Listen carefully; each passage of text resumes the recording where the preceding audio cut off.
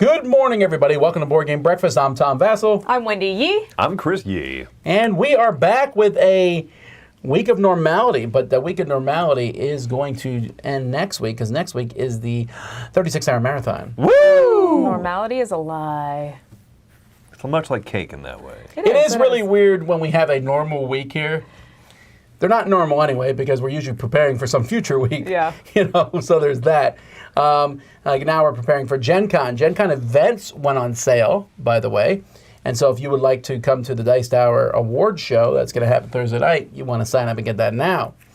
So that's one of the things going on. Also, Dice Tower East. Dice Tower East is down to... We got to get the exact live I feel like we need update. a drum roll. 65 badges. Wow. That's less than it was before, which That is is. good for us. And you want to come to Dice Tower East? We're going to have a lot of cool exhibitors there. All Play, House Family Homestead, Arcane Wonders, and many other sponsors, so you want to check them out. So keep that in mind. And this is maybe the last week we're going to mention this, because it went down by almost half last week. Come. It's going to be great. The library's going to be good. Although, today I went through several games. I was looking at several games that are not going in the library. But that's for your own good. All right. Finally, before we get started with today's episode, let's talk about a contest. So you can see Roller Coaster Rush here on the table in front of me. This is from Panasaurus Games, sponsoring Board Game Breakfast. But the game is actually the contest is for one of their upcoming games called Aurum. I'm assuming I'm pronouncing that correctly. I think so. R is AUR is gold, right? On the periodic Probably. Latin It'd be either stuff. or R, one or the other. It can't be 3 letters. They're all 2 letters. AU AU is gold, right? is gold, yeah. And Yeah. RU is a way that people say 2 words when they text because they're too lazy to type out the whole thing. Stop it, people. I agree. So it's also gold use rum is what punctuation you're in your saying. texts. Anyhow, Aurum is you are an alchemist melding base metals into gold. It's a trick-taking game. It is a 3 to 4 player trick-taking game. It's team versus team, but in this game you are not allowed to follow suit. And so that's an interesting way. We'll have to see how that works. You're also bidding on how many tricks you can take, and that is coming out soonish, and you can win a copy of it. All you have to do is email us at contest@dicetower.com and put Aurum, and spell it AURUM for those of you listening, in the description. In the subject, sorry. In the description, give us your address so we can know if you... Oh, no. Yeah, give us your address in the description. A couple other things. You just heard me mention, if you're listening, you can listen to our many of our shows. If you want to just listen to a lot of our shows, like our top 10 lists and things like that, as a podcast, you can do that by going where, Wendy? DTV Audio. Right. So that's a cool place to go. Also, if you want to know firsthand what's going on at the Dice Tower, because we do a lot of different things, and it's kind of hard to keep up, dicetowerdigest.com. We have a newsletter you can sign up for. So that's a way to keep up with everything going on. Are there going to be van updates in the digest? There is a van update in today's digest that went out. Oh. If you missed our van, go check out our YouTube channel. We posted the van, so that's cool. Okay, well, let's get started. Here we go.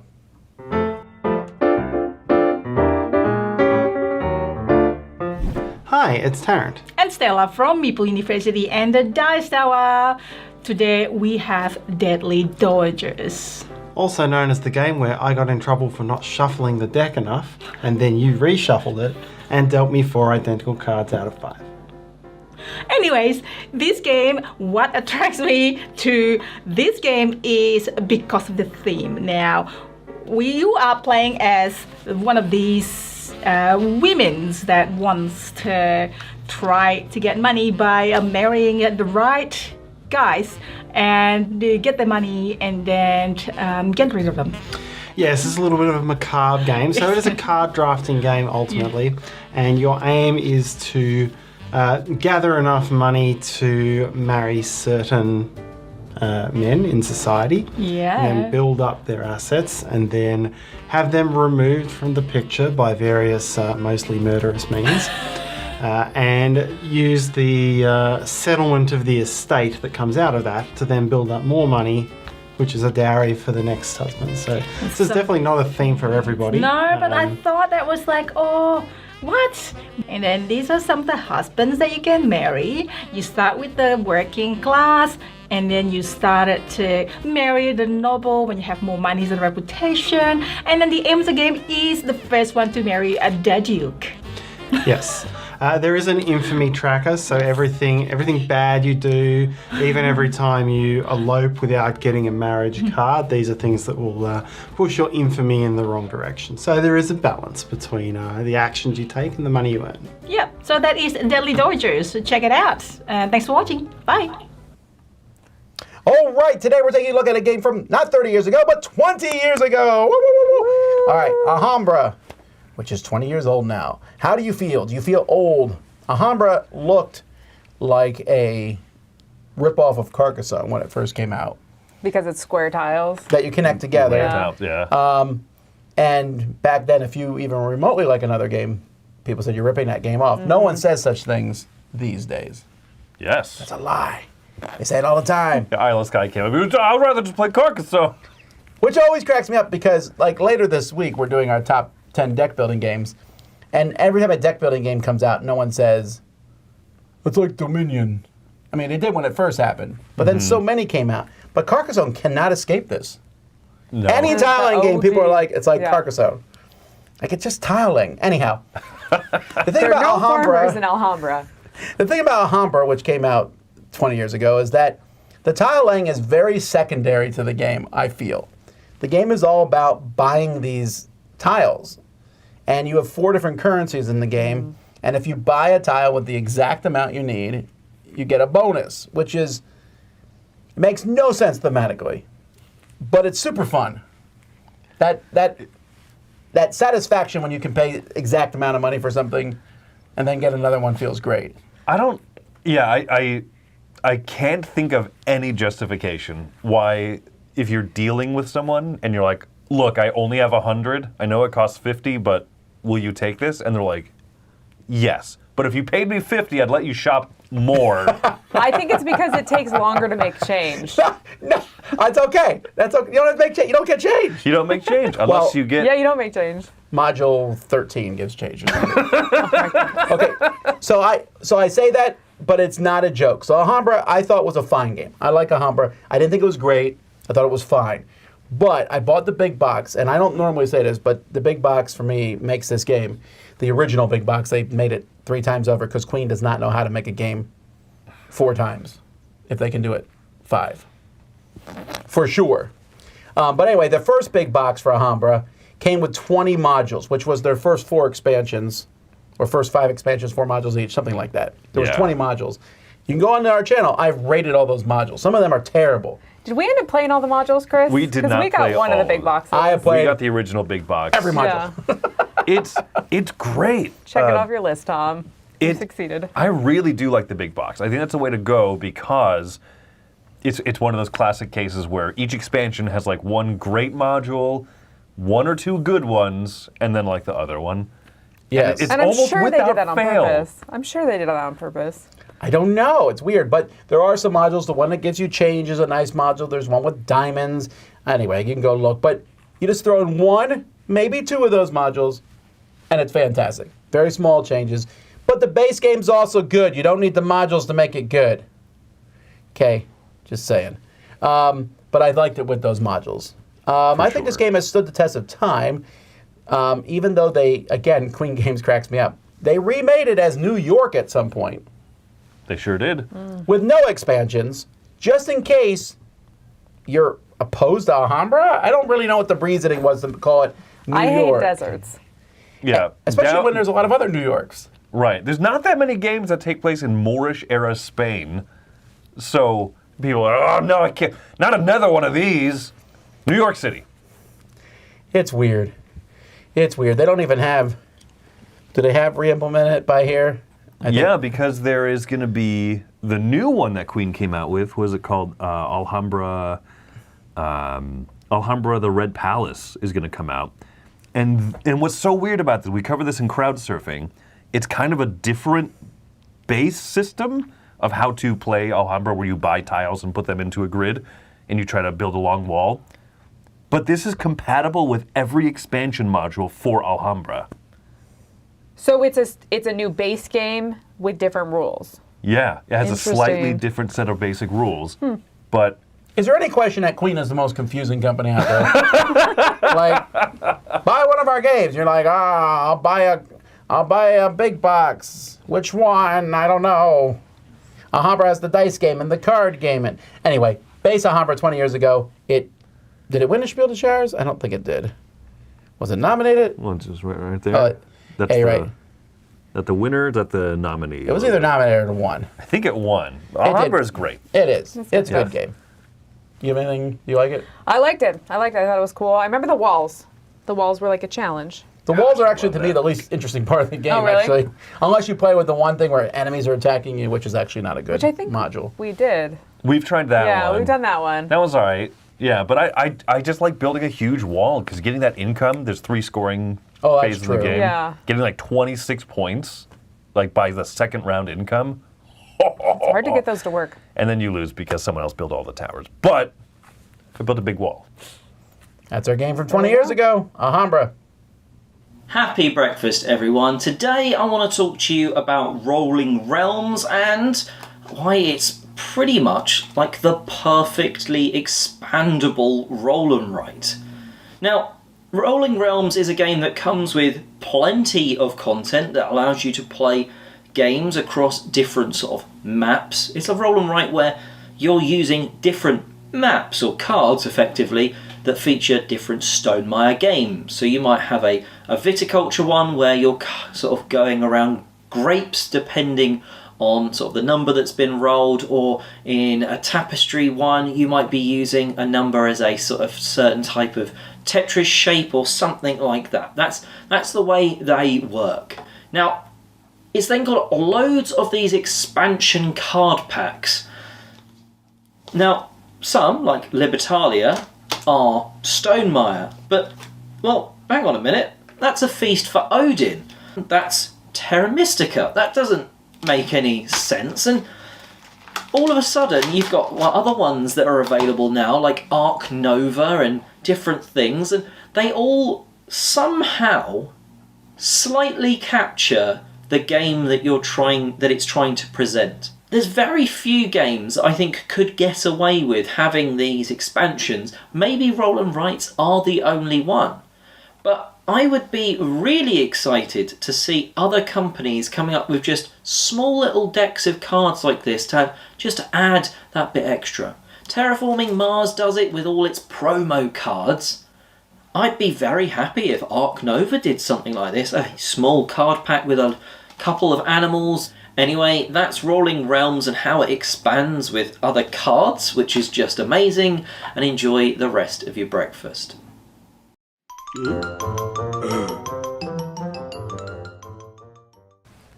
All right, what's happening today in Good 47 stuff. minutes? What? That's some good stuff.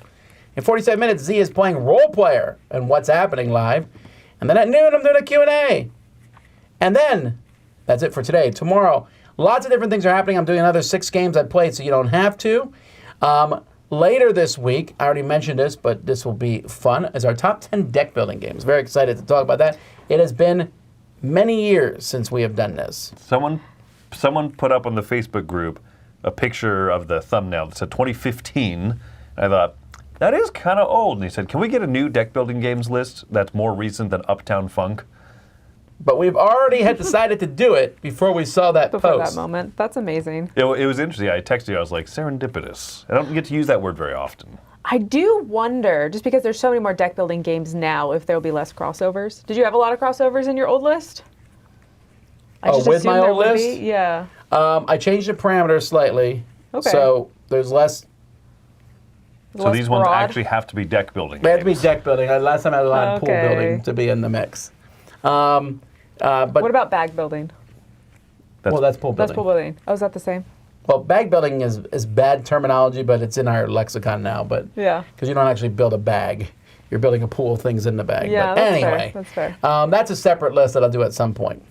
Anywho, DEI will be reviewing that this week. Wendy's doing a rapid fire roundup. Mm-hmm. Chris is looking at Hercules. Hercules. 0 to hero, baby. And this week I'm going to start playing through and Trespass Odyssey. So I'm Nailed not it. playing through it live. I'm just giving you a recount of my adventures. I played it over the weekend, so you have a chance to see what happened, or I'll talk about what happened to me with full spoilers. And lots of other reviews and things going up this week.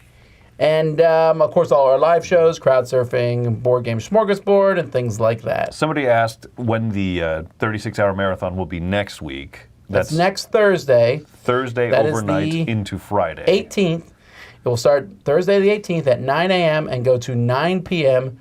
on the 19th. If you can't catch Eastern any Standard of Time. it, then congratulations, you are off the grid. All right. That's what's coming from the Dice Tower this week. This is a segment where we take a look at a board game based on an IP, and I tell you if the IP and the mechanisms match. Today we're looking at the board game based on Chuck E. Cheese himself. So the game is very easy. You're going to put the board out, shuffle up the deck of cards and put them there, and then put your people here that you want to be on the start. The goal of the game is to go through all of the tunnel and be the first one to get to the finish. It's very easy. On your turn, you're going to spin the spinner and move the number of spaces. If you happen to land on a space with a person, you will turn over the card and do whatever it says. Go forward one space, etc. If you ever stop your movement on a space with an arrow, like Chutes and Ladders, you'll go down. And sometimes you can go backwards. If you go all the way around, you come down. Sometimes you have a big old slide and you get down in here.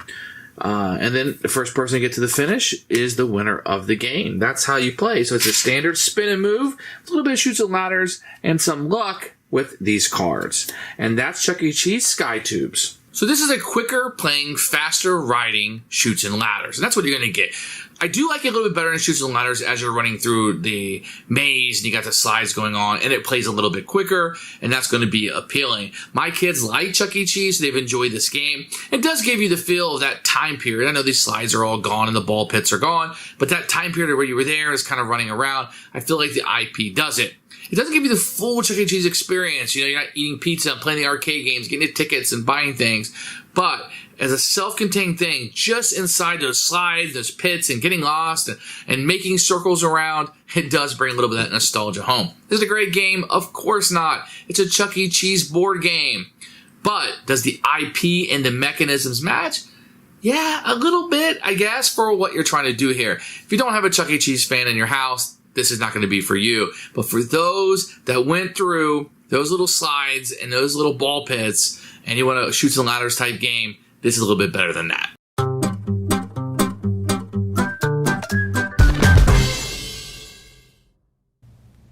All right. It's shelf time. It's abstract strategy shelf time. Woo! Different. Okay, today's shelf is an abstract strategy shelf, except for these very first two games. This is Evolution Climate, which is a standalone game of the Evolution series. And there's several, but I decided to keep Evolution Climate because I was told that's the best. And then Oceans, which is right next to it. I don't think this side of Oceans actually doesn't look like a game, but Oceans is kind of the next step of Evolution. Then it's all abstract strategy games. We have That Time You Killed Me, which has you jumping from multiple boards into past, present, and future. Reiner Knizia's Ingenious, which due to some issues he had with the publisher, he remade in the Axial, which I think actually is a better game. It's hexagons against squares, but they're both very good. Savannah Park, which is a bingo type game where you're filling up your park with different tiles.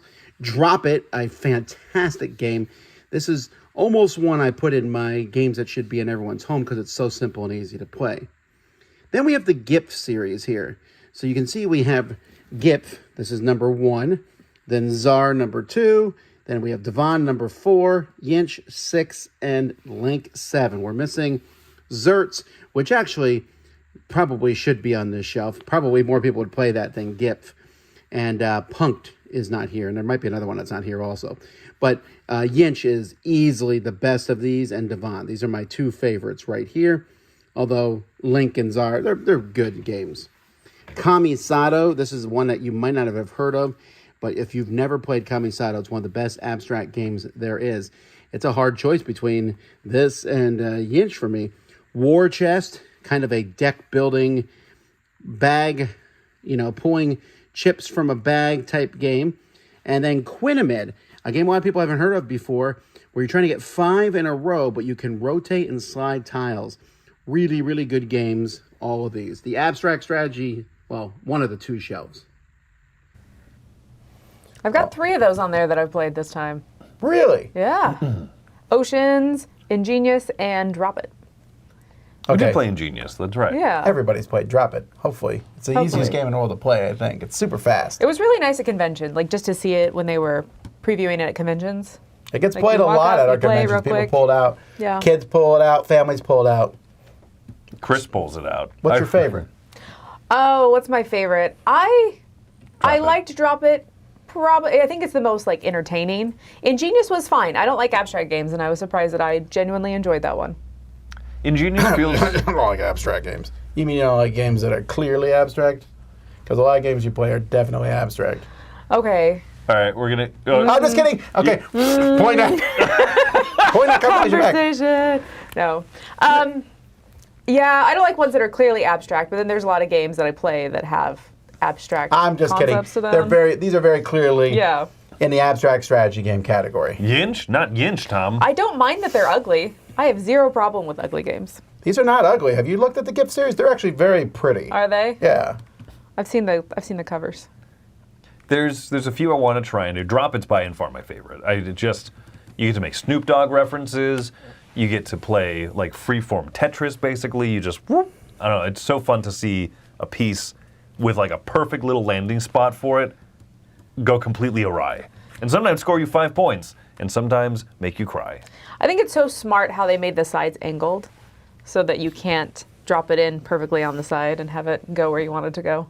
Yeah, that's true. Yeah. I'm feeling like I should have put Drop It on my 10 games that should be in every. Oh, dang, yeah, you're totally wrong, Tom. That's a good one, though. Drop It's a pretty strong That is one a for good that one. category. I didn't enjoy Oceans. That one was more mean than I expected it to be. Oh, it's mean. Yeah. Have you not played Evolution? Evolution's mean. Oceans is meaner. Is Oceans meaner? It is. Really? Okay. I like a lot of what's going on in Oceans, but Oceans is pretty, though. You're talking about pretty games. Yeah. yeah. For me, man, I like almost every game.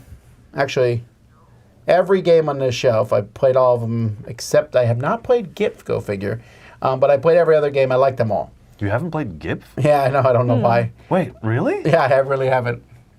I read the rule. Well, you know what? I might have played it and I forgot it, but either way, it's not positive, you know. Huh.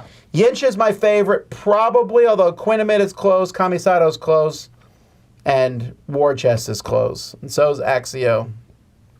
And Ingenious. Good old Knizia. His math is impeccable. Isn't that right, Mike? Yeah, but Yinch is such a classic game. Yinch should be sold in stores like next to chess and checkers, in my opinion. Huh. So How old is it? Does it have that believe- like test of I time? believe it is 20 years old. Indeed it is. We were talking about Okay. this in a future episode. You need to play it before that episode. Ooh, yeah, we let's could. do that. We I mean, could. We'll make it happen. it's a little abstract. You know, I mean, It it's will not take like you rules all heavy. like 20 minutes. Well, it depends how long someone thinks, but yeah. All right. Anyhow, there you go. That's another shelf in the Dice Tower Library.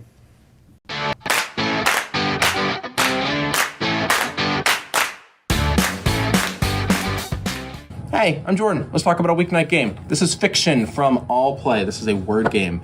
I actually really enjoy word games. I know they're not everybody's cup of tea. Not everybody likes word games. But I grew up playing a lot of Boggle. I also played, I still play Scrabble with some old ladies at my church on my phone. I don't go easy on them. But I think Fiction is a really great one. It is a Wordle-inspired game. It actually says that on the box. And Wordle, if you don't know, is kind of like Mastermind with words, 5-letter words. And you guess a word, and it's going to tell you yes or no if letters are in the right spot or wrong spot or not in the word at all. In Fiction, it has that, but what makes it a true game, and not just like Mastermind, is that one of the players is kind of the game master. They're the librarian. It's a pun, you'll see. But every turn they have to lie about one of the clues or one of the answers that they're giving. So if I guess a 5-letter word and that I say the S is in the word but not in the right spot, that could be a lie. If I say the O is not in the word at all, that could be a lie. And so as you are trying to deduce what the word is, you constantly have in the back of your mind what could have been the lie. And you're going to have all of these words and all these symbols in front of you, and you and your team are trying to figure out what this word is. And that's what really makes this game sing, is that lying element to it, which feels like that's what makes it a game. Otherwise, you could just be playing Wordle on your phone. This was what makes this like a sit around the table experience with your friends. And I think it's a really good one. I enjoy fiction a lot if you're into these types of games. Not going to be for everybody, obviously, but if you are into this, definitely check this one out. I think it's great. I'm Jordan. Thanks.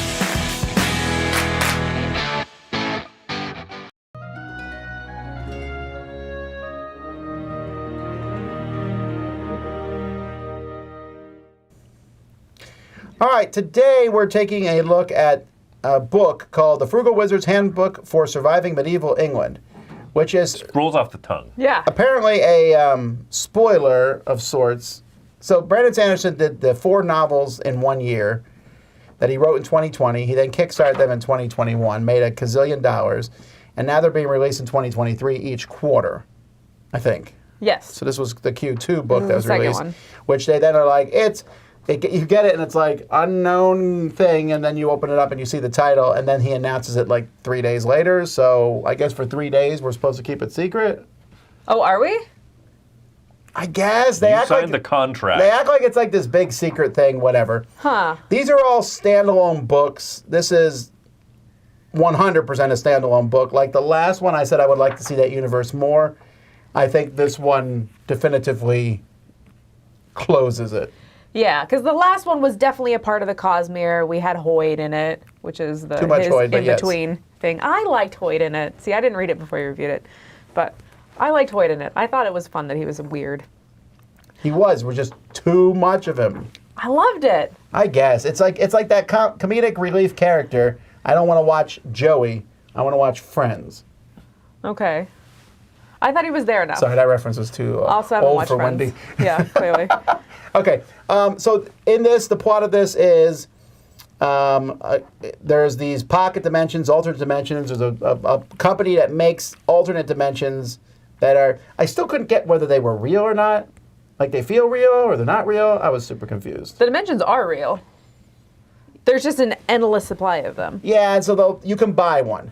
And then you go there, and only you can go there. And in fact, a good chunk of this book, like between every chapter, is sections from their handbook, which is funny, but also slightly unrealistic because they write things to the point of, like, you can do anything you want, but actually you can't. You know, they write it. I loved the sarcastic humor in there. It is. It was so good. But that would not be a real manual. They would couch the stuff better. They would Yeah. hide the things. Anyway. They got GLaDOS from Portal to write the manual. No, it's not that mean. It's interesting because I listened to it as an audiobook, so it sounded like those commercials where they have all the fine print and they're like, you know, this is not included and blah blah blah blah blah blah blah blah blah blah. Got Like it. the way that the lady read it, it was perfect. How does an audiobook read asterisks? You know, like it will say something and then down at the bottom there's an asterisk that clarifies that. I don't know because I can't visually see it. Huh. But Well, they read a lot of fine print in this particular one. What about the part of the books that I overheard where the lady just went, asterisk? That didn't happen. Yeah, no. Okay. But I Thank do you want to for- know why I can't have a dimension full of talking bananas. Yeah, so anyway, that's a point in this book which they keep making for no reason at all. I loved it. So there's a pocket dimension, you can buy it, and then it has to be, for some reason, specifically it's medieval England mostly, and you have to pay more money if you want something else. And you go there, and then you have like all modern futuristic technology. This is like 100 years in our future, I think.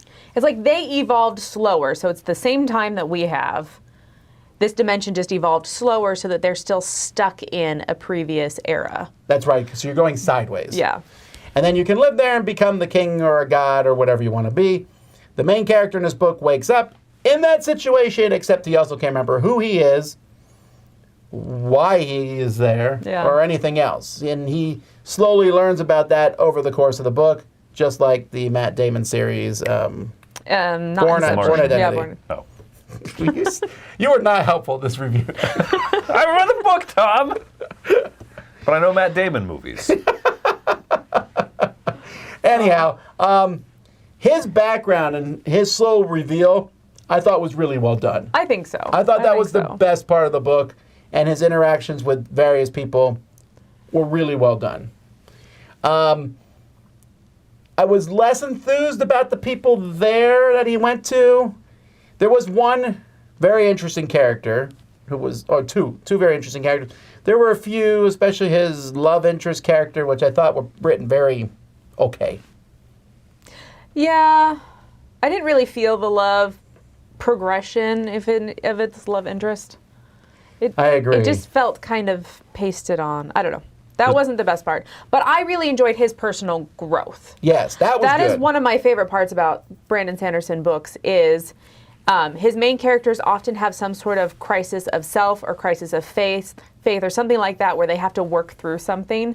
And I just really enjoy the way that he does that. This was I feel like he was going after a different idea of what that crisis was than some of his other books. If you like that crisis stuff, read The Way of Kings, because the same character has to go through a different crisis in each book. I still love it, but it keeps happening. I fully expect them to go through another crisis in book 5. Well, it's because you don't, like, you have a big moment in life, you don't permanently change. It changes you for a little bit, funny. but... It's funny, though. But yeah, it's very like similar. the same, yeah. But I do like that, too. I like to see the heroes win at the end and do well. And this is a nice self-contained book. How similar or dissimilar is it to Jackie Chan's Who Am I? Well, at no point does this guy stand on the top of a mountain and shout, "Who am I?" as the camera pans around him, which is still one of my favorite scenes from any Jackie Chan movie ever. Because I laughed so much at that scene. And I know it's supposed to be super dramatic, but that's a great movie. You get to totally distracted me. It's nothing like that movie. There is fighting in it. Does that count? There is, but the fighting is very secondary. It There's is. a lot of explanation on how things happen. Yeah. And a lot of him figuring out both his past and Where what he's exactly at. the rules are and where he's at. Yeah. Like there's some things like that they seem more advanced in some areas and they're less advanced in others. And that's Brandon Sanderson's the best world builder in existence. Like nobody can touch him. Take that, George R.R. Martin. That's good. Put a couple more R's in George it. R. R. Martin just went and took a map of England and added also- dragons. Come on now. But he added dragons. Yeah. It's interesting because the title is misleading, I guess, because this is a sci-fi book. This is not a fantasy book. Because it's about it's about different worlds and It less is. about. But again, it's a single book. I recommend it. I'd give it an 8 out of 10. I enjoyed it. I'd probably give it. Yeah, I think I'd give it an 8 out of 10. I like the first book better. In all of his hoidness. This one's better. What is all about the Hoyd? I really liked the world in the Tress book. Well, no, I agree on that. That was a world better was cool. world. It was trippy, but it was cool. So, all right. Well, there you go. If you should read all Brandon Sanderson's stuff anyway. It's All of them. amazing. It's amazing. This is not as good as his best stuff. I don't think you would argue that. No. His best stuff The is Way just of Kings is so good. But it's just top so tier. rich. Yeah. I'm reading Skyward right now. That's also very But good. I haven't read that series yet. Well, there you go. A Frugal Wizard Handbook, blah, blah, blah, blah, blah. Hello, this is Oliver, and we're going to be starting with something a little different, a little off the beaten path with what I usually do on these segments. So, I was in my school's musical, and it was amazing. And usually after a musical or after a performance, you give the performer flowers, and that's exactly what somebody did. And usually after a few days, flowers start to die, and that's what these are doing. And they're not looking so good, but it was a great gesture. But if you want to give someone flowers that never die, look no further than getting the game we're going to be talking about today, Fluoriferous. What I like about Fluoriferous is it can be kind of compared to point salad in a way, because it's kind of like that. You get regular cards and you get point cards, and you score the regular cards off the point cards, which I always like that game structure, and point salad is one of my favorite games of all time, so it makes sense that I would like this part. But it's a little more advanced because you can move your pawns to pick up the cards. That's what you do, you move your pawns. So it's almost like you're going on a flower journey and picking flowers along the way. Another thing I like is the art looks amazing. It almost looks like it's painted on there. It kind of looks like Dog Park, if you've ever seen that game. And the cards look amazing. Another thing I like is that like all the player colors are different. So there's like pawns and flowers. So all the pawns are different. and all the they're different shapes, and all the flowers have different screen prints on them. And I think that's really fun when companies differentiate their player colors. And that is what I like about Fluoriferous. Have a great breakfast. Bye.